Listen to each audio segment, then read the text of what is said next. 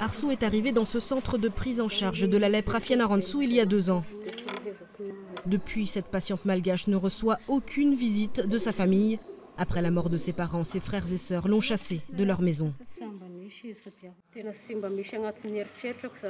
Ce qui m'a le plus dérangé, ce n'est pas la maladie, mais c'est le fait qu'ils m'ont rejetée. C'est un mélange de honte, d'incompréhension et de peur.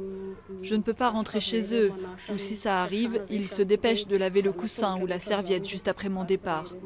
C'est ma famille qui a le même sang que moi qui me fait ça.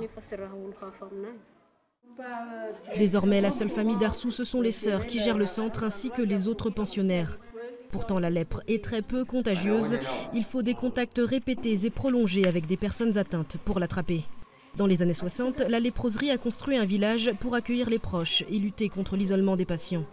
Mais aujourd'hui encore, la moitié de leurs 40 malades sont rejetés par leur famille. On a ici des grands-pères, par exemple, qui n'ont jamais de visite et ils demandent de rester ici jusqu'à la fin de leur jour.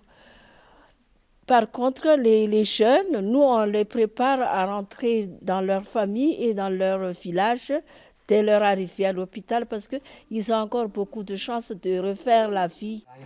Lesaf vit au village avec sa femme et ses 3 enfants depuis le début de son traitement il y a 6 mois.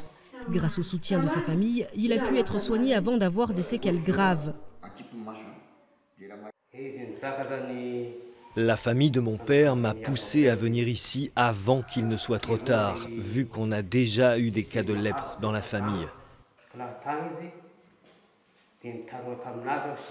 Et moi, je n'ai pas fait le difficile. J'ai eu peur qu'on m'ampute. Souvent, les patients consultent trop tard, en cause la honte, la pauvreté, l'éloignement ou encore le manque d'hôpitaux.